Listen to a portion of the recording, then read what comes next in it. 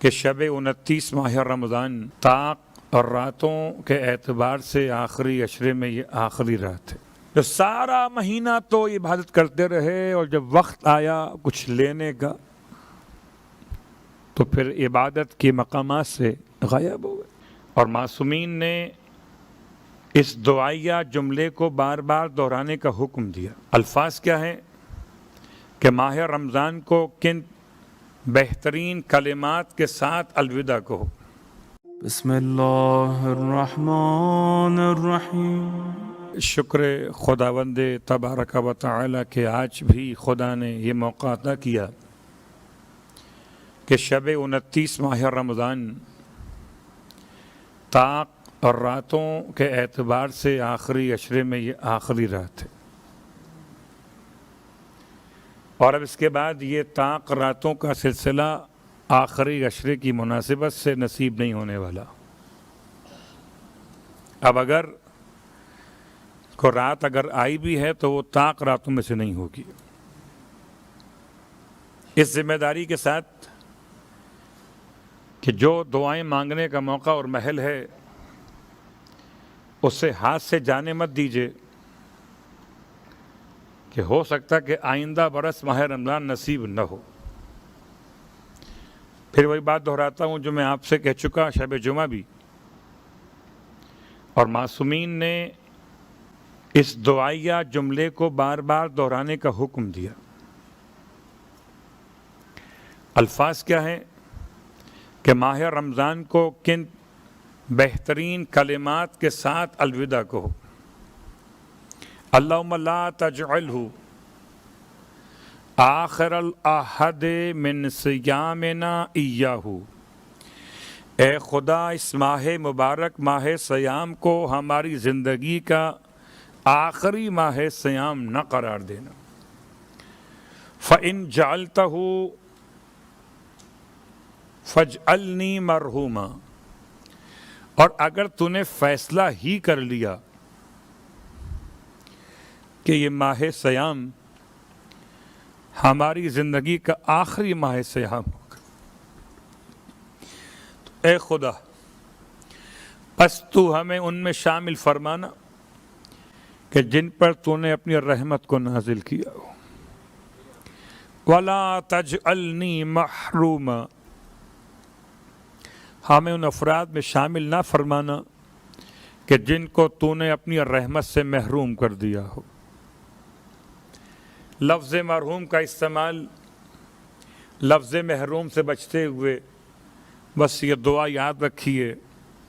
جب اٹھتے بیٹھتے آپ کو یاد آ جائے تو عربی نہ صحیح تو اپنی زبان میں اس کا مفہوم ادا کیجئے کہ خدایا اس ماہ مبارک کو ہماری زندگی کا آخری ماہ مبارک نہ قرار دینا. اور اگر ہو سکے تو صحیفہ کاملہ کی دعائے وداع ماہ رمضان پڑھ لیجیے گا کہ امام نے اس مہینے کو کیسے رخصت کرنے کا طریقہ سمجھایا. امام نے اس پورے مبارک مہینے کو اللہ کے اولیاء کی عید قرار دیا ہے. امام نے اس مہینے سے بات کرنے کا طریقہ سکھایا ہے. ایک دوست کی طرح سے ایک محبت کرنے والے کی طرح سے اس کی جدائی شاق ہوتی ہو اس کے جانے کے بعد اس کی یاد ستاتی ہو. یہ ماہ رمضان ہے. آپ شاید کہہ سکیں نہ کہہ سکیں لیکن آپ کے دل میں خیال ضرور آتا ہے کہ ماہ رمضان چلا گیا. اس کی راتیں یاد آئیں گی. سحر کے وقت میں دعائیں یاد آئیں گی. افطار کے وقت میں محبت روزہ کھولنے کی کیفیت یاد آئے گی. رات کس طرح موقع مل جاتا تھا عبادت کے لیے سب یاد آئے گا. اور عجیب انداز سے رخصت کرنا چاہیے اس ماہ مبارک کو کہ یہ محسوس نہ ہو کہ جناب بوجھ بن گیا تھا پتہ نہیں کب جان چھوٹے گی اس سے. الیاذ باللہ من ذالک. جس نے بوجھ سمجھ کے ماہ رمضان کو گزارا اس کا انجام کیا ہوگا. خدا کو شوق نہیں ہے کہ آپ کو روزے رکھوائے ہو، وہ آپ کے لیے چاہتا تھا یا ایھا الذین آمنوا کتب علیکم الصیام کما کتب علی الذین من قبلکم لعلکم تتقون، تو چاہتا تھا کہ تم متقی بن جاؤ. ایسا نہیں تھا کہ اس کے رزق میں کمی ہو رہی تھی. آغا تقی بہجت، عظیم شخصیت علی اللہ مقامہ، اپنے زمانے کے صاحب عرفان، ان جیسے علماء کے قدموں کی خاک بھی نہیں ہم لوگ، ایسے تھے، اتنے بڑے عارف کامل تھے. ان کے بہت سارے نصیحتیں اور ہدایتیں آپ تک پہنچتی رہتی ہیں. ایک جملہ آپ کی خدمت میں ان کا عرض کر رہا، کہتے جب ہم بچے تھے تو بچے تو معلوم ہے کہ دسترخوان پر یا ڈائننگ ٹیبل پہ بیٹھ کے کہاں کھانا کھا پاتے ہیں، کھیلتے کودتے رہتے ہیں. ماں آواز دیتی رہتی ہے کہ آؤ بیٹا کھانا کھا لو، اچھا بھی آ رہے ہیں، اچھا بھی آ رہے ہیں، اچھا بھی آ رہے ہیں. باقی سب بیٹھ جاتے ہیں، کھانا کھا رہے ہوتے ہیں، یہ کھیل رہے ہوتے ہیں بچے جو ہیں. جب دسترخوان سمٹنے لگتا ہے تو پھر ماں کہتی بیٹا تو اٹھا رہے ہیں، کم سے کم 2 لقمے تو کھا لو. دسترخوان بڑھانے سے پہلے، ڈائننگ ٹیبل پر سے کھانا اٹھانے سے پہلے ماں کہتی کہ اب تو بیٹا سب کھا چکے تو کم از کم تم 2 لقمے ہی کھا لو. کہتے ہیں جیسے ماں مہربان دسترخوان سمیٹنے سے پہلے ہمیں بھوکا نہیں چھوڑتی. ہم نہ کھا سکے شروع میں مگر آخر میں 1-2 لقمے کھلائی دیتی ہے. ایسے خدا ماہ رمضان کا دسترخوان سمیٹ رہا ہے. تو خدا تو ماؤں سے زیادہ مہربان ہے. اس طرح ماں ہمیں خالی نہیں چھوڑتی تھی، کیا تو ماہ مبارک کا دسترخوان سمیٹتے ہوئے ہمیں خالی چھوڑ دے گا؟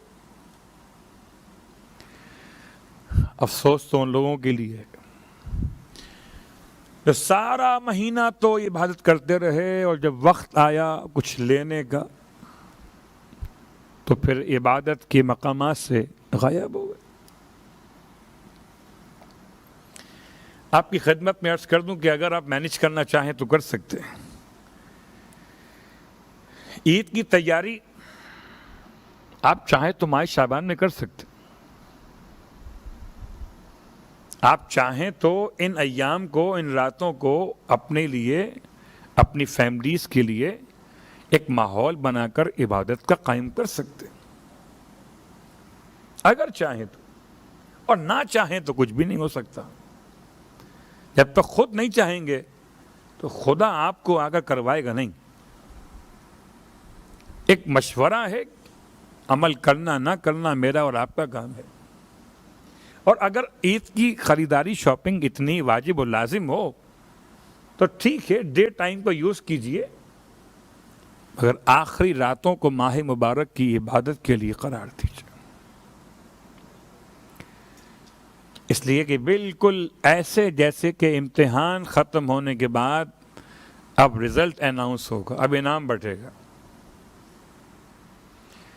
خدا کی بارگاہ میں التماس کے ساتھ کہ میرے اور آپ کے روزے خدا بھوک اور پیاس کی برداشت قرار نہ دے. ایسا نہ ہو کہ جب وقت انعام کا آئے تو ہم سے کہا جائے کہ تم نے کیا کیا تھا، بس بھوکے رہے تھے نا، بس پیاس برداشت کی تھی، کچھ نہیں ملنے والا. تو ہماری اور آپ کی یہ عبادت پروردگار عالم اپنی بارگاہ میں ایسے قبول فرمائے کہ جو ہمارے دنیا اور آخرت دونوں میں کام آ سکیں. صلوات پڑھ لیں محمد.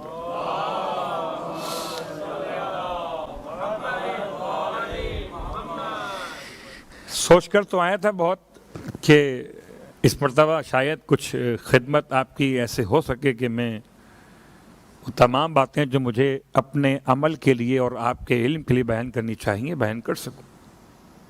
لیکن حق تو یہ ہے کہ حق ادا نہ ہوا.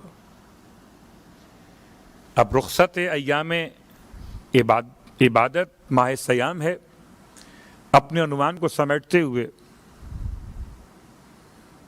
پھر کبھی اگر خدا نے موقع دیا تو مجھ سے بہتر علماء کو ہم سب سنیں گے بیٹھ کر، یا آپ کی خدمت میں مجھ طالب علم کو موقع ملا تو حاضر خدمت۔